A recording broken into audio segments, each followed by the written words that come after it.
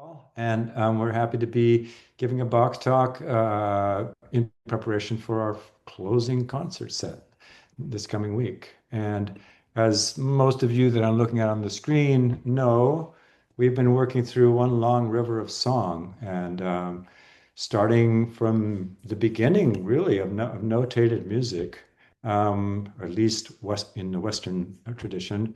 And in that concert, we explored music that went from about 1,000 up to about 1,400. And I mean, it's like that. Some of you were at the concert, but it's kind of like alien music almost. It's so different, and it was a challenge for the very good singers of the consort to put it all together. But we were really pleased with the way it went, and that was a prelude to music's renaissance, which was all about obviously the Renaissance. And that one, we did both of those concerts were more or less in chronological order, talking about one long river of song. Not all the concerts have worked out that way, but those two were roughly in chronological order. Even just those two concerts gave sort of an arc from the roots of polyphony through the development of medieval polyphony and the development of the classic Renaissance style, which underpins all of what we do now, pretty much, aside from the bizarre, what do you call them, detours that have been taken, like 12-tone music and that sort of thing. And then Amanda led our early music Christmas. Yeah, we did a Three Nation celebration, which much of you heard about. We did music from France, Germany, and England. That one wasn't chronological. It was more to tell the story of the Christmas story.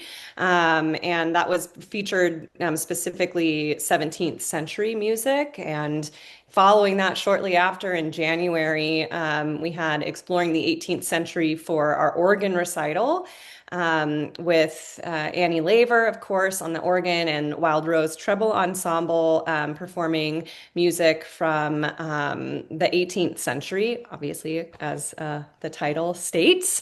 We did some Vivaldi in there, Mozart, Bach. There were a lot of big names to cover in that concert, which felt like a lot to fit in.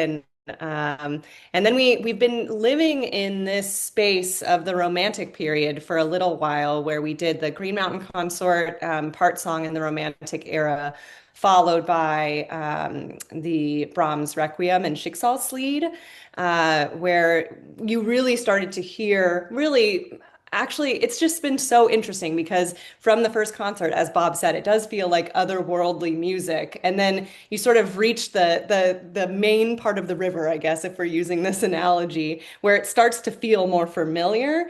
Through the Renaissance and into the Baroque and classical period, all very familiar. Romantic, we start to hear a little bit of change of the harmonic language, as well as expansion of instrumental ensembles.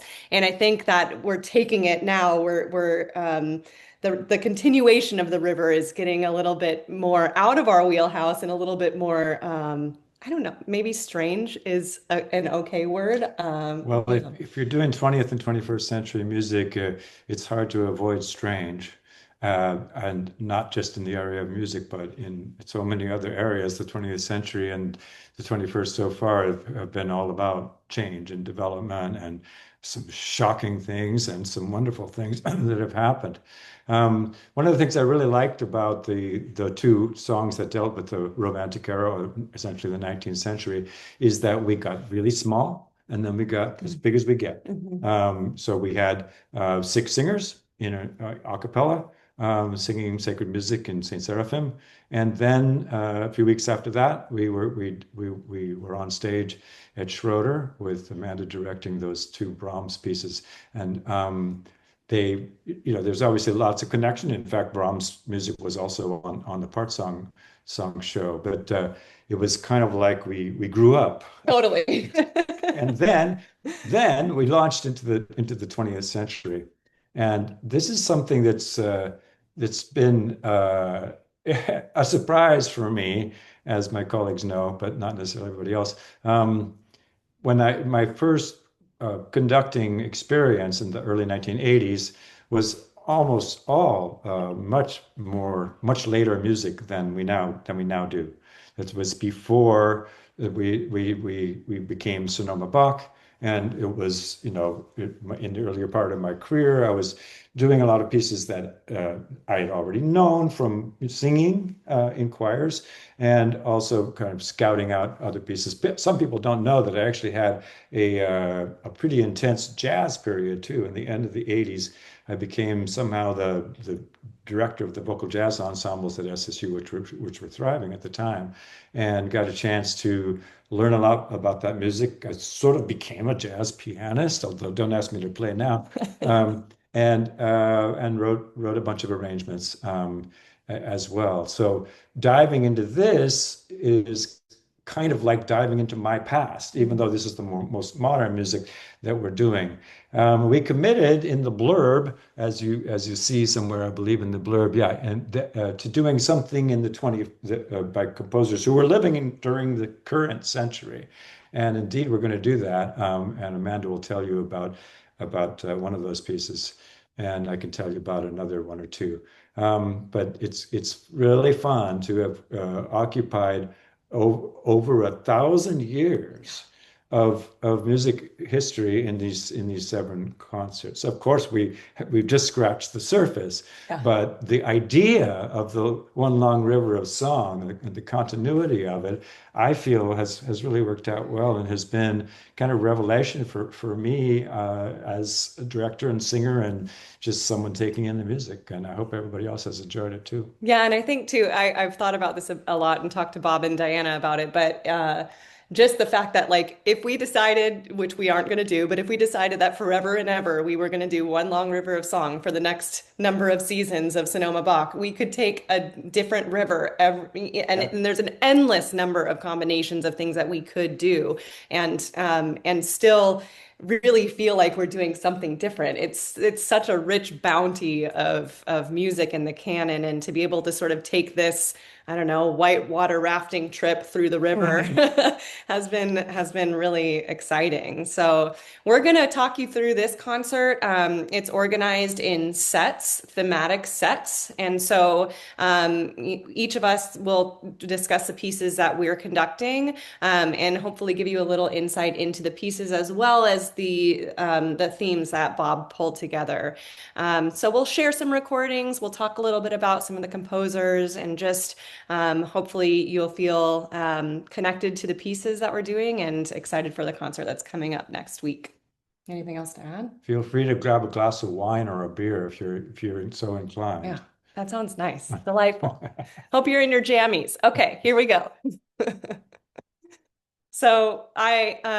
So the way that this concert is split between me and Bob is that I'm conducting the first piece, and then I'm conducting the piece right before intermission, right after intermission, and right at the end. So it's basically like two Bob and Amanda sandwiches, where Amanda's the bread and then Bob is the filling of the sandwich. So we start with this theme, or this segment, is called Grant Us Peace, and it's essentially a prelude to the concert. This set is a standalone piece by Arvo Pärt, who is a living composer, and as Bob mentioned, 21st century composer from Estonia. And this piece it was written, and really it was an arrangement of the Agnus Dei from the Berliner Mass that Pärt wrote back in the 80s. And he rescored it for organ and made some slight adjustments to it in order to commemorate the restoration of the Ghent altarpiece, which you'll see the Agnus Dei portion of the big altarpiece right here on your slide. And I think what I want to say about this piece is that Pärt, it sort of gets into the weeds of choral music a little bit, but I think it's worth it if you learn a little bit about some of Pärt's compositional strategies. he uses a particular compositional strategy called tintinnabulation, where he juxtaposes two different vocal lines simultaneously. Sometimes it will be with two voices, and in the case of this composition, it's actually only one voice. So a lot of the lines that you'll hear the singers sing sound quite leapy, like "On you stay," which doesn't sound like a melodic line that is very easy to sing. But the combination of notes, if you were to only sing every other note, for instance, you would be singing one vocal line. And then if you were to sing the other, every other note, you'd be singing the other vocal line. And these two lines sort of intermingle to represent humanity and the divine. Pärt, a very religious person, I think is very connected into how music can connect us as humans with the divine. So you'll notice some dissonances that happen, but the dissonances are almost functioning as the divine and humanity linking and maybe not unifying all the time, but how they interact with each other. So here's the opening.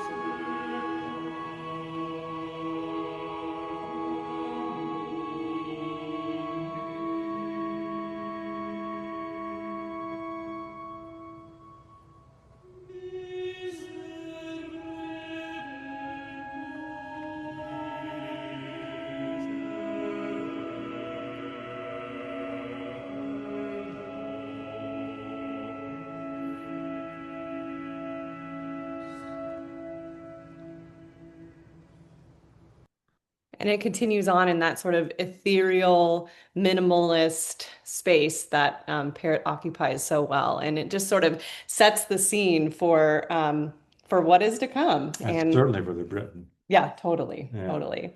Now for something totally different, I'll hand it to Bob. Yeah, this concert is organized according to these little sets. Most of them have three songs. Sometimes they have two songs, and we've given them titles. And this particular title actually is the title of this is unique in this series, aside from the Britten, in that we have three songs by the same composer. And the grouping, which actually includes five songs, is called Lullabies and Night Songs. And this is, as Amanda alluded to, a pretty jarring but fun. We're trying to show that you got something in store for you. It's not all going to be meditative. Some of it's going to be crazy and out there and fun, and that's the idea. We don't have a recording of the choral arrangement of the piece, but we do have a recording queued up, which gives you an idea of the piece with a solo voice.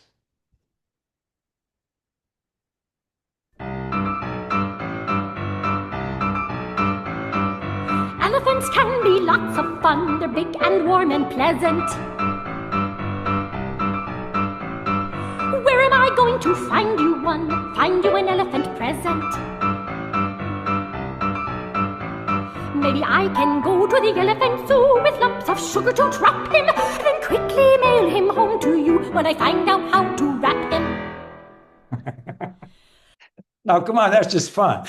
And what could be more of a crazy, disconnection with what came before it? There's actually three, as you can see there, and as I mentioned, that we've chosen three of the five sets, and they're kind of aperitif, it's like, welcome to our concert. That was the serious intro. Now we want to have some fun as well as do more serious music as well. Our next set is called The Wonders of Love. And of course, there were 10 million pieces I could have chosen that had anything to do with love. And there are other pieces that include, love coming out bad, loving coming out good, etc. So you're going to hear about love elsewhere in the program. But this particular one includes two songs. Dieu qui l'a fait bon regarder is part of Debussy's Trois Chansons. And they are well-known pieces, all three of them are beautiful pieces. These are a cappella pieces. And the Dieu qui l'a fait is probably the most famous of them all. It's a man who's absolutely enchanted by his par amour. And here's how it starts.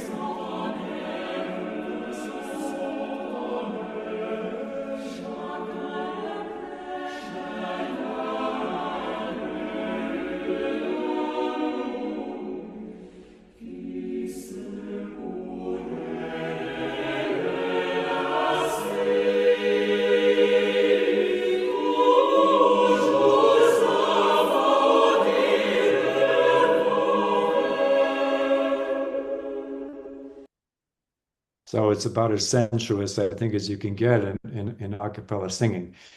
Just a beautiful setting of this poem by Charles d'Orléans, who was born in 1394. And I had either never known that or had forgotten that.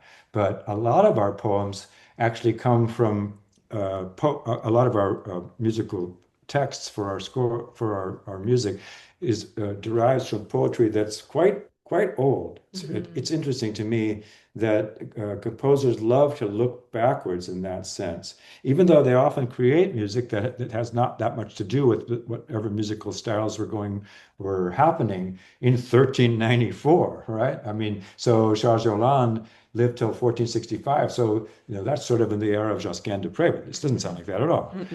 But the poetry was inspiring to the composer. And bless them till they flew away. This is about birds. Of course, we all know there's many songs about birds. We, in fact, several years ago did a concert all about birds, called something like For the Birds. I think someone restrained me from calling it that, but Give them the bird. yeah, no, that sounds good to me too. But Diana would have helped me back on that one. So here we have. I'm not going to play the Birds by Benjamin Britten, which is one of my favorite pieces, and that's one of the few pieces where we have instrumentation. In the center, not having to do with the Benjamin Britten and the opening piece by Arvo Pärt. The Il Bianco e Dolcecino might ring a bell to many of you because we actually performed that piece in our fall concert, the Circa 1600. That was the one that we really were in chronological order, and there were two versions of it. And that's a well-loved piece that other composers have rewritten with time. This composer didn't exactly rewrite it. That is to say, there are some similarities, but the music is not directly pulled from Jacques Arcadelt. But the text is set so sensitively, like a madrigal. Listen to the beginning here. It's got a kind of a slightly ominous aspect to it because of the way that death is associated with the poem. But it's a Renaissance piece from modern times. This one takes a second to start. How are you?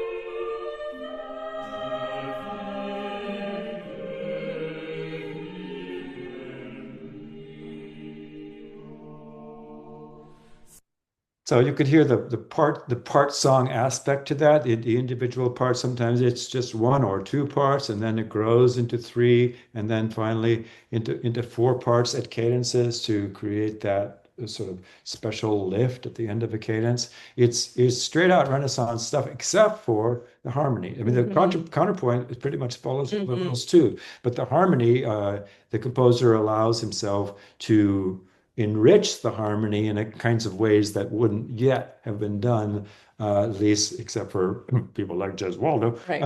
in the 16th century.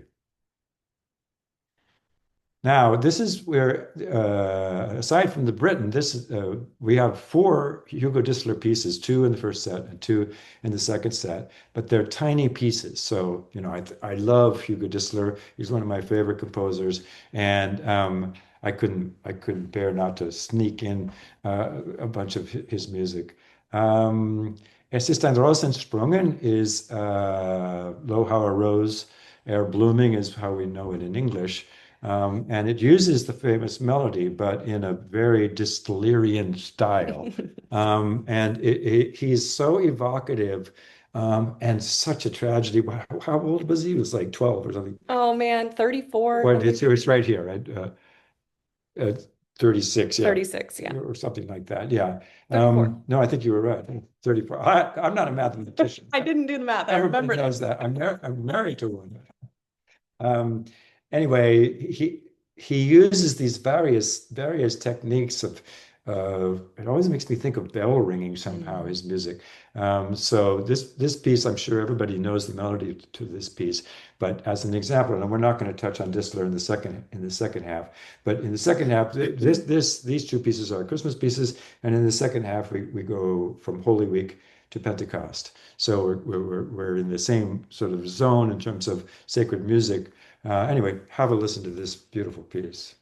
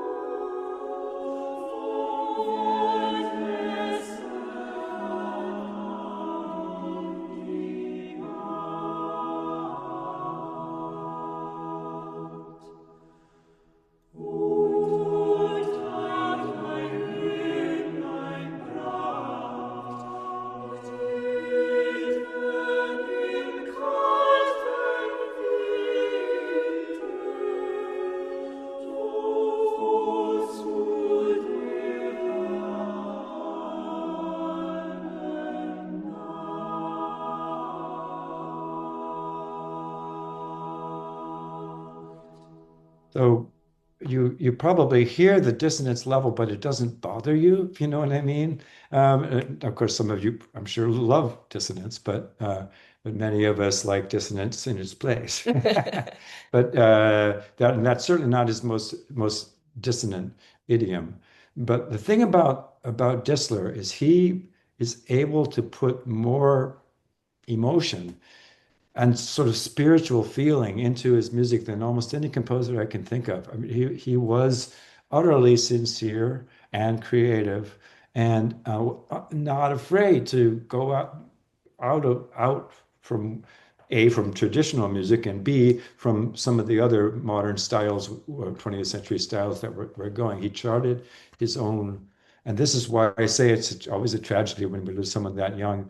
But think about the music. Yeah. Yeah. I think one thing too, just to sort of give you an insight, if you're not looking at the music, it doesn't come across quite so much. But one of the things that I love about singing Distler is that the parts um, it's like a school of fish almost, where like we sing together, but we cross each other in unique ways that we don't often do. Like the altos and sopranos switch who's there's voice crossing, which does happen in other choral music, but there's something about the way that Dissler does it that's so satisfying Yeah. to sing. Yeah. And he also sometimes gets into an excited thing that he's so excited about that he just keeps cycling Yeah. the same thing over and over again, Yeah. and for like three times or whatever. And if it's something that is already exciting you, it's just like boop, Yeah. top of your head comes off, which is a good thing actually.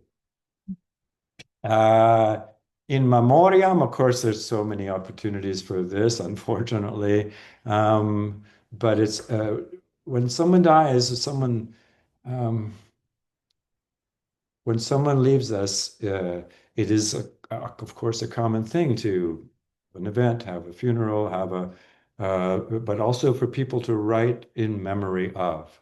And that's what the poet of this piece has done here, Thomas Hornsby Farrell and Cecil Ebinger. These are not household names to most people, but this piece is amazing. Corn grew where the corn was spilled, in the wreck where Casey Jones was killed. It goes through these various incidents and then turns to the person that we're memorializing here. It's like nothing else. It's scored for a single oboe, which will be played in an oboe-like sound from the organ loft.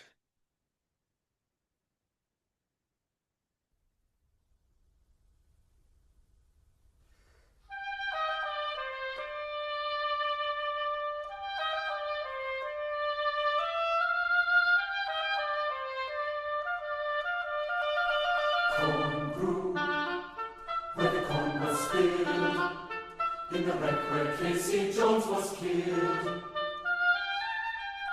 Scrub oak grows and sassafras, around the shady stone you pass, to show where Stonewall Jackson fell.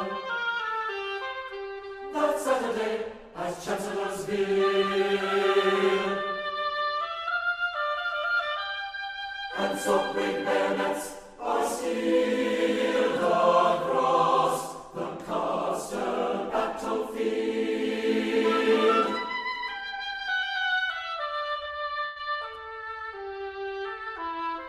But where you die, the sky is black, a little while, with cracking flak. Then ocean closes them, sea above your skull that held our wing.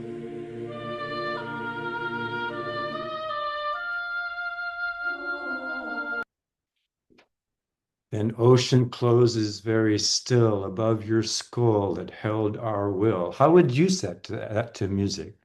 Oh, really? If you think about it, it's really an amazing piece. And so is the William Schumann, by the way. This is not Robert Schumann, wrong century, and no relation. But William Schumann was a very, very fine composer, and it's a setting to Walter Each is a Walt Whitman poem.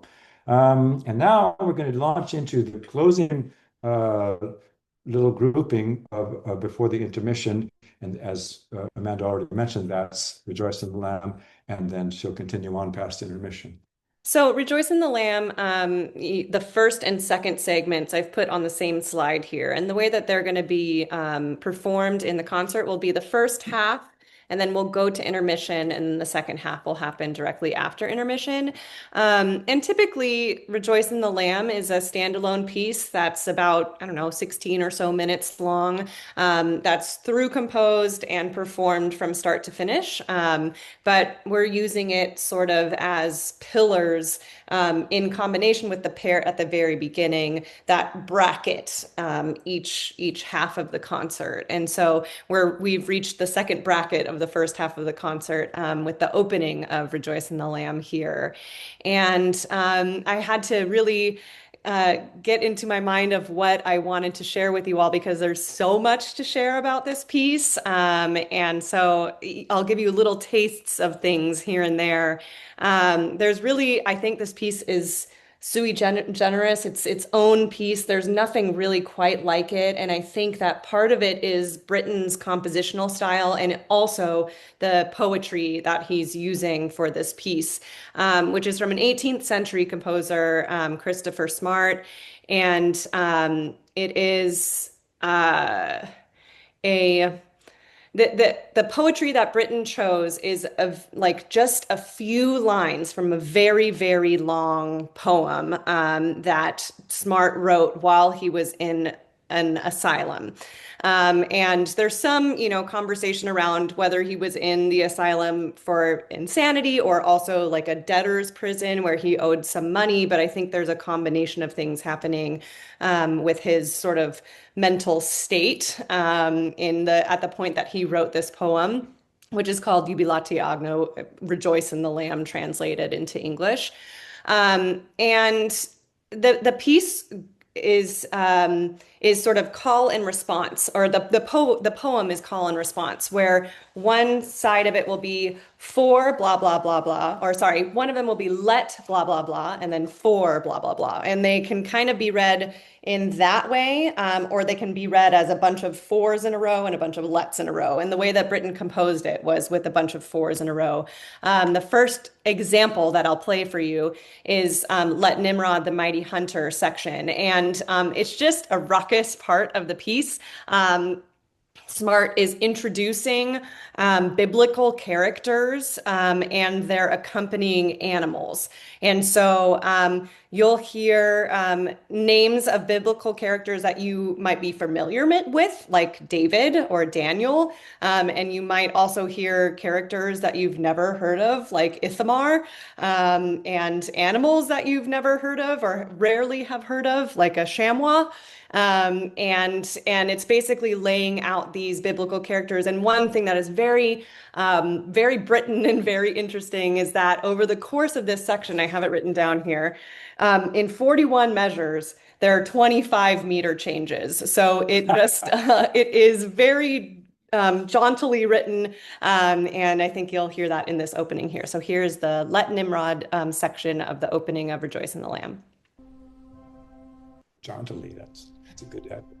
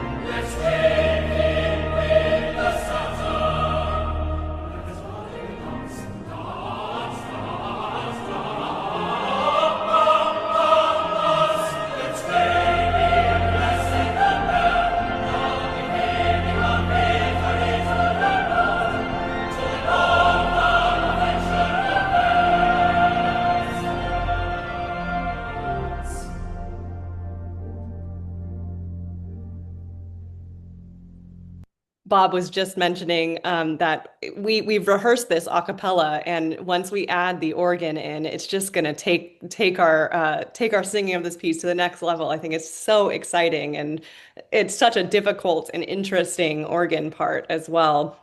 That moment always reminds me of the moment in The Wizard of Oz when it goes from black and white to color. Yes, totally. Yeah, because where we come from before is that is sort of chant-like opening that acts as a like introduction to the piece, and then it just kicks into gear when we go into that next section there.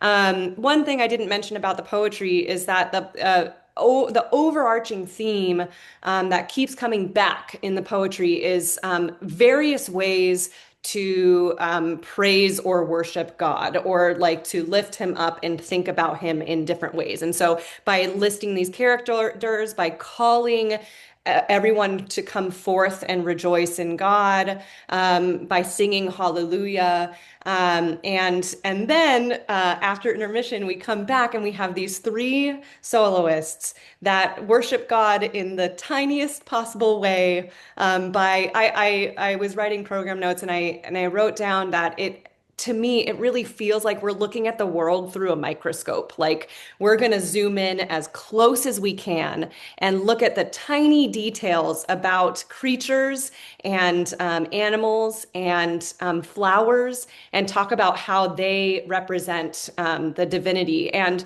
this second segment really brings forth the idea of animism, which is everything that exists in nature is divine. And so it reminds me of in the book called Braiding Sweetgrass, which I love deeply, the sort of the indigenous practice of calling, or the language practice of saying rock people or flower people or mountain people. And Britten and Smart really do look at this as like flower people and cat people and mouse people. And we're like really zooming in and praising these different creatures. And so I'll play a little bit of the mouse solo, which is going to be sung by none other than Erica Dory, who's on this call, which is very exciting.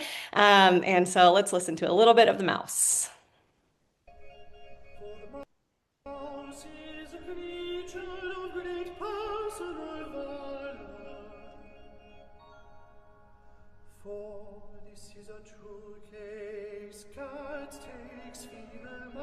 The mouse will not sleep out, but stands threatening and daring.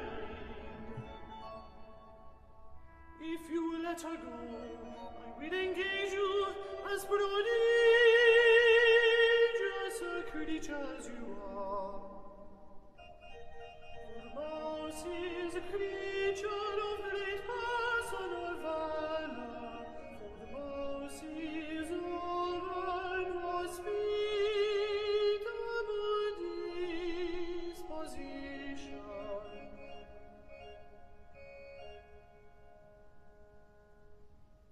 It's so cute. I just imagine the mouse like scampering along on in the organ part. It's just such a cute solo that happens there.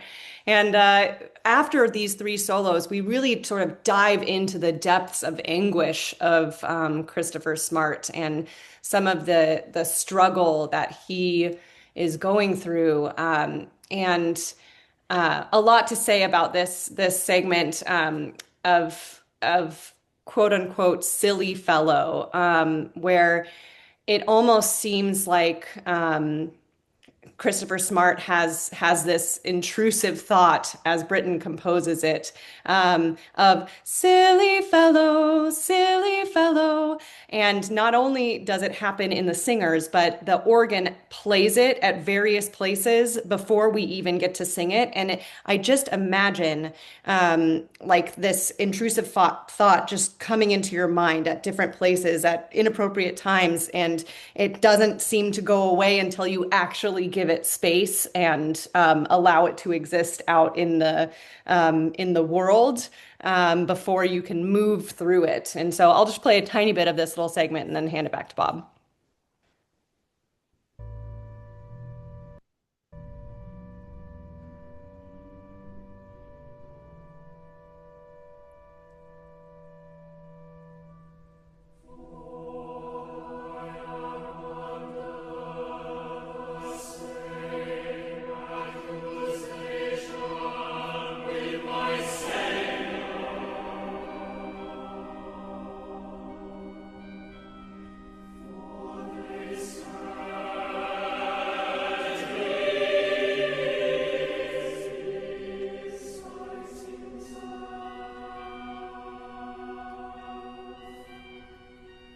Where I just left off, you hear dee dee da dee da dee da dee da, which is that silly fellow following along. And in that moment, we really sort of uh, scrape the bottom and leave it there until we come back later to finish out the piece at the end of the concert.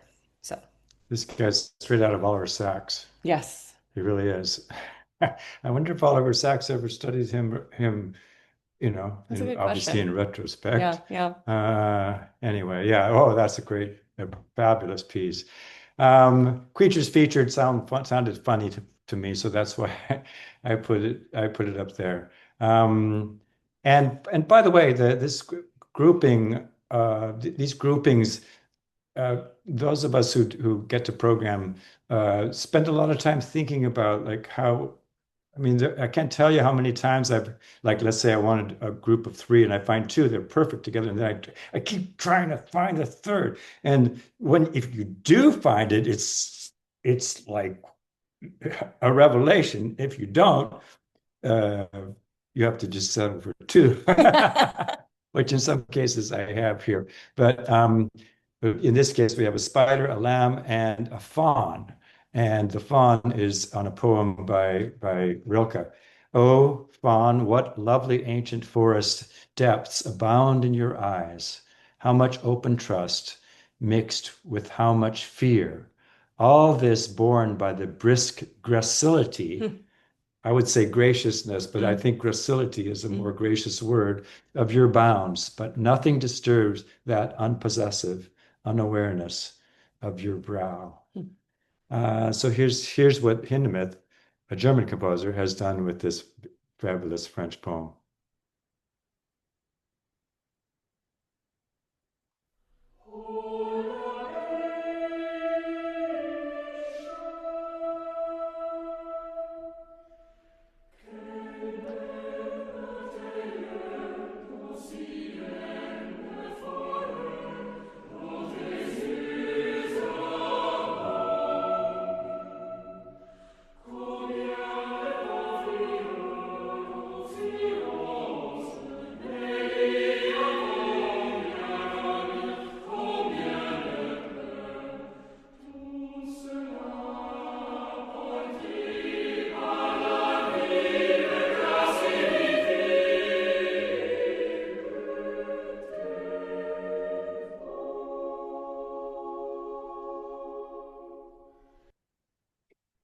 Worth mentioning here, what we're dealing with as directors and as singers in this program is way outside of the box if you're an early music person. If you've spent like that was what I alluded to earlier, because in my own career since 1990 or so, it's been pretty much early music all the time, with the occasional, many of you know that we used to do collaborations with Santa Rosa Symphony, and we've done the Britten War Requiem and plenty of other kinds of things. But over this time, it's really been it's been very different music. And so this has been this sort of a wake-up call, like, oh my God, this is it's beautiful. It has a beautiful character, different from anything that I've been doing for all these years.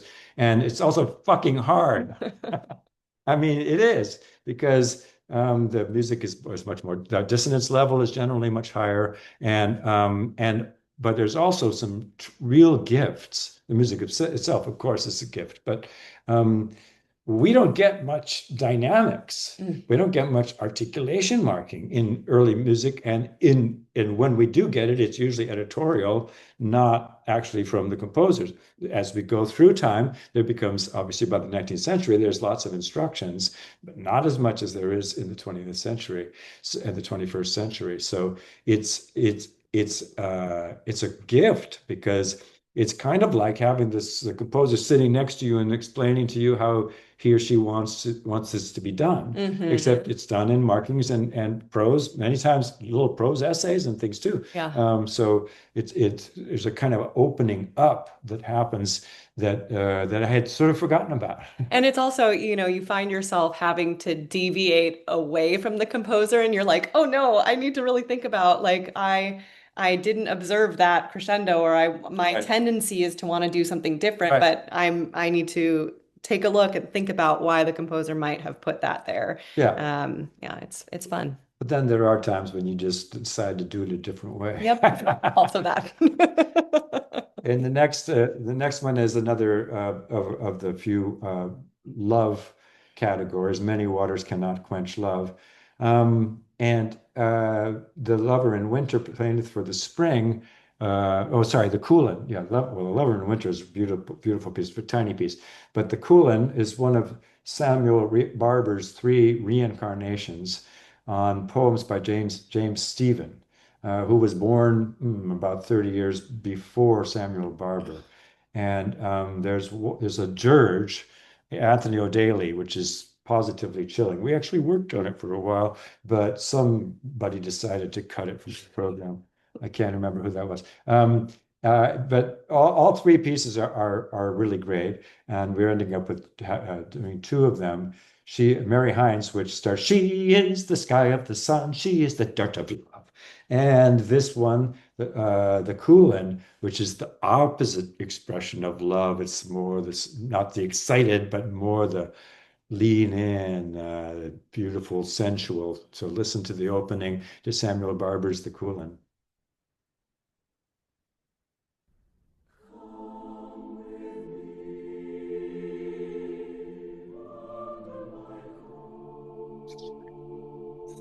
So perfect.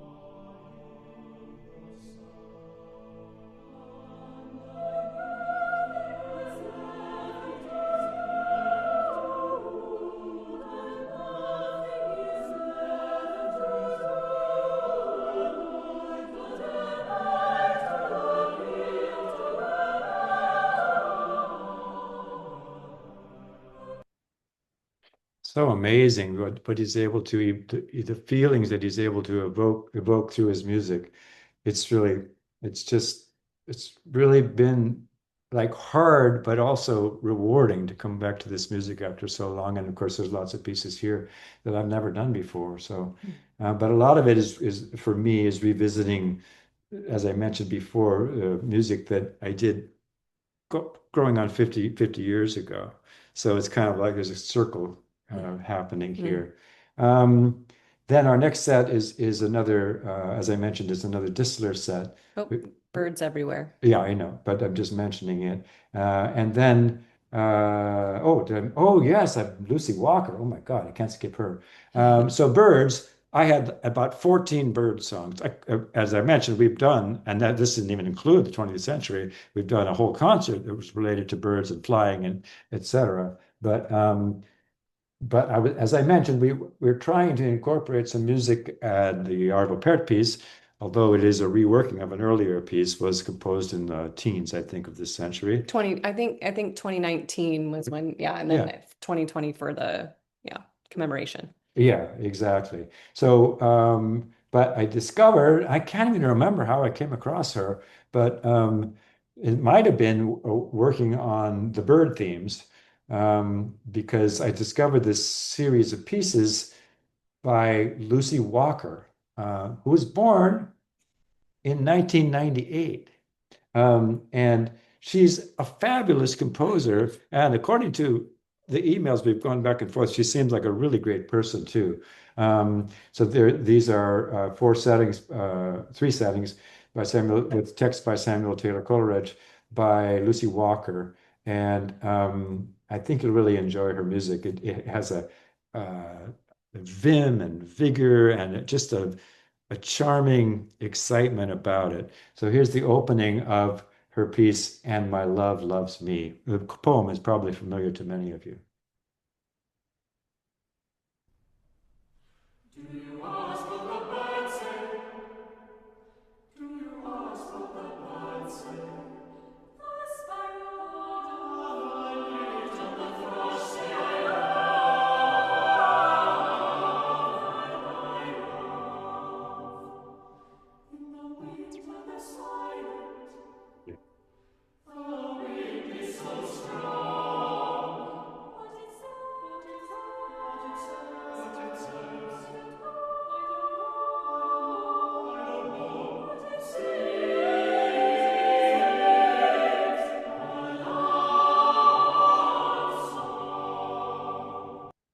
Got to come to concert to hear the rest.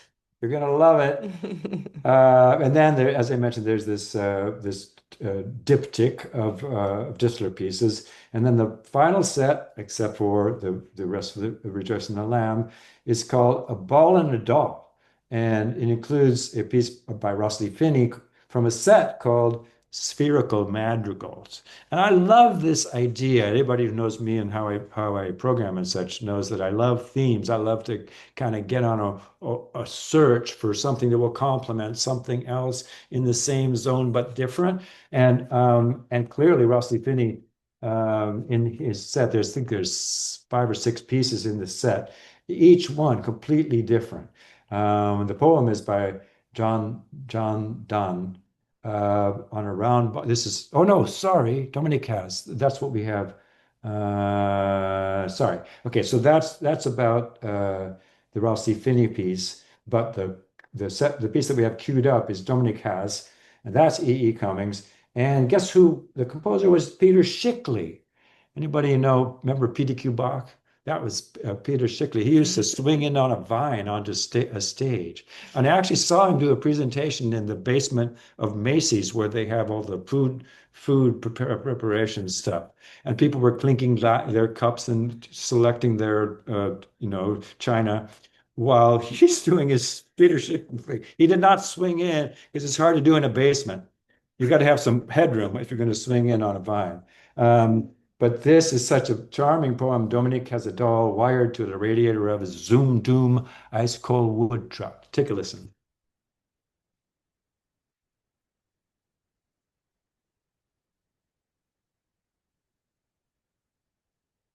Come on. Dominic has a doll wired to the rear of his Zoom Doom ice cold wood truck.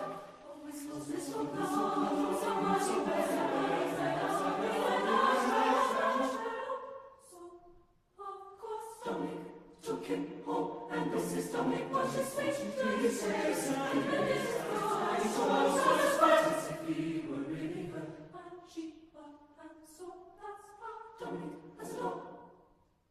And every now and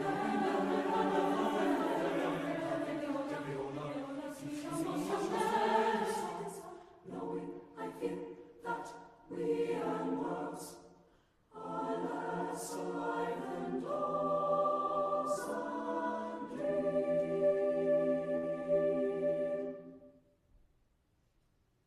And every now and then, my wonderful friend Dominic De Paola gives me a most tremendous hug. I think we need some of that sauce these days. I was just thinking as this piece was playing was that if you blink, you'll miss it, right? It really But does. it's simple, but it's so perfect. Yeah. And now Amanda's going to talk a little bit more about the latter part of the book. So we have the final section, which opens up with Smart going on a journey of all the letters of the alphabet and how each letter is God in some way. And for H is a spirit, and therefore he is God. For L is love, and therefore he is God. And then for M is music. And therefore he is God, and the whole choir responds, and therefore he is God. And we go into one of the most exciting parts of the piece, I think, in my mind, where we are talking about these instruments and how their unique sound is also of God. So the different sounds that each instrument makes, or I almost think of it like they're sort of cosmic vibrations of each particular instrument, is a manifestation of again, in this way that Smart really zooms in and out of the divine. So this is us going on about the instruments and their rhymes, and I think you'll enjoy it. Here we go.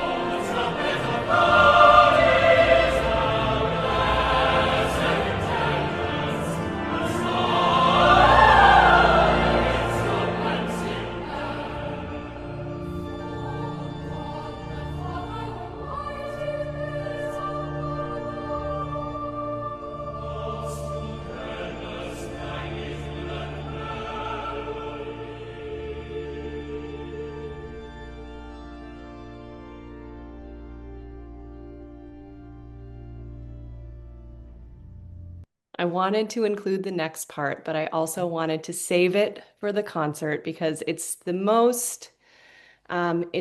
moment of stillness and serenity, um, where the text is, for at that time malignity ceases and the devils himself are at peace. And there's something about that moment in the poetry and on the journey we've been, that although we've reached down into the depths and up into the heavens, we end up in this sort of more equilibrium space, and it finishes out with this childlike hallelujah, that brings us to the end of the concert. That also happened at the end of the first part of the piece that leads us into intermission. So we have this sort of recapitulation of this hallelujah section of Rejoice in the Lamb, that brings us to the end. And so that's about it, huh? That's a journey. That is a journey. Yeah, go ahead. We do have a little brief preview for of next season, which we'd like to present to you. It shouldn't take more than 3 or 4 hours. No, no, it really is brief, but it's nice to look at this point. We, of course, are looking ahead, have been looking ahead for quite some time, Diana especially, but we all work towards via a schedule, and we've been thinking a lot about next season, and Amanda has a page or two for that. So the title of the season is Only Connect. I wonder if you have that quote nearby that we're putting in the season ad. I don't have it on hand. But we are working from the Bob's. You speak to the text that this comes from, because you'll speak to it better than me. Ian Forster's book, Howard's End, it's a complicated book. Many of you have probably read it. But it has, at the very beginning of the book, it has this superscription, I guess you'd call it, only connect. And then we find later in the book that that's a quotation from, oh, you have it here. Helen, the younger of the two sisters, said, she's kind of the rebel, says, only connect. That was the whole of her sermon. Only connect the prose and the passion, and both will be exalted. And human love will be seen at its height. Live in fragments no longer.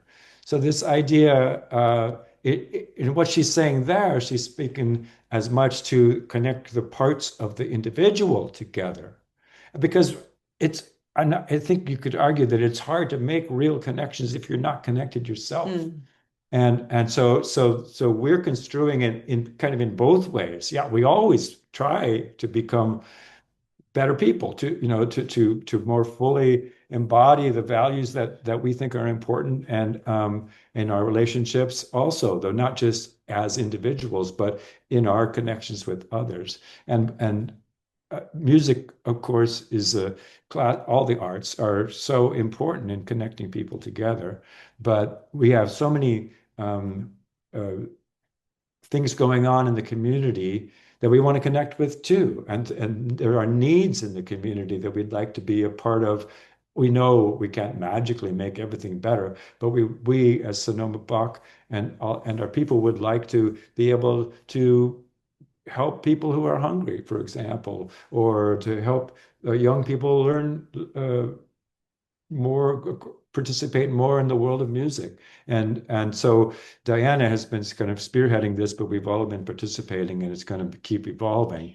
But we hope that every concert in our set is a form of reaching out and connecting, but we also plan to have specific reach outs for each concert, where there'll be an opportunity for people to donate to the food bank, or even to bring food in and put it in a barrel, that kind of thing. Each concert will be different, but all in an effort to connect with our community. And I think similarly to every thematic season that I've experienced since I've been a part of Sonoma Bach has shifted my like aperture, I suppose, a little bit. And so, for instance, the One Long River of Song has really caused me to think about music in the place of what has come before it and what comes after it. And I think that this idea of Only Connect, not only by connecting to local nonprofits and things that we believe strongly in, but also finding the connections in the music and finding the ways that we can consider our programming in order to be able to form new connections. And there are just so many ways that this theme will sort of seamlessly like embed into our lives over the next year. And so we have the dates for you here that we'll put up on the screen, as well as some tentative titles. We start with Green Mountain Consort, and Cantate Domino is the title of that. Psalms. And that will be Psalms with the Green Mountain Consort. You can speak to this, the next one as well. Harvest Time, A Seal Upon Our Hearts. We're essentially following a sort of a biblical forward motion with Cantate Domino, the Book of Psalms being older than the Song of Songs, which is the Seal Upon Our Hearts, and etc. So there's a kind of a chronological around the church literature and year forward motion happening.